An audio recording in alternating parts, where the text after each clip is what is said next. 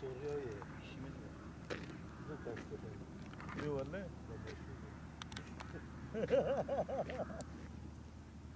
Ya peki bu kadar uğraşmış bir tane araba rastlamamış. Sabah mı gitmiş? Ben Ziyaretköy muhtarı Hüseyin Sevinç. Saat 8 civarlarında geçen yani arabaları ben yaygına geçiyordum. Baktım çamur izlerini gördüm. Ve arabayı durdurunca baktım ki bizim hatta telefon hatlarında hasar var. Jandarmayı çağırdım. Jandarma ekipleri geldi. Olağanüstü yer geldi. Geldi buraya baktılar. Çamur izlerini takip ettiler traktörle. Yaklaşık 650 metre, net olarak 650 metre telefonlarımızın kabloların çalındığını tespit ettik. Çalanlar, hırsızları zaten basın huzurunda tekrar onları kınıyoruz.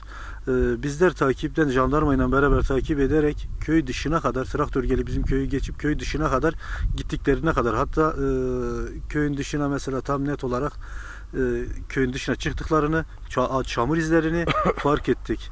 Yerine gelip tekrar incelememize rağmen baktık ki 3 yere 3 ayrı noktada parça parça kesip götürmüşler bu kabloları ve bundan dolayı şu an köyümün okulu, sağlık ocağı ve muhtarlığı ve köyde belirli yaklaşık 50-60 tane abonemin şu an mağdur kaldığını ve bunların mağduriyetinin giderilmesini ve bu hırsızların bulunmasını talep ediyorum, istiyorum, arzuluyorum. Bunların bulunup gereken ceza verilip bundan sonra böyle şeyler olmamasını temin ediyorum. Buradan da valiliğe veya yetkililere diyorum ki bundan sonra Muş sadece Ziyaretköy değil, tüm köy girişlerine kamera sistemleri, mobese, okullara, camilere, sağlık ocaklarına bu hırsızları böyle şekilde derbeder edelim ki bundan sonra böyle biz yaşadık. Başka komşularımız bu sıkıntılar yaşamasın. Bunda ilgi alaka gösteren ve yardımcı olan özellikle basın mensup arkadaşlarıma çok teşekkür ederim. Jandarmaya da teşekkürlerimi sunuyorum. Sabah erken saatlerden geç zamanlara kadar TÜİK çalışmalarını yaptılar. Hepsinden Allah razı olsun.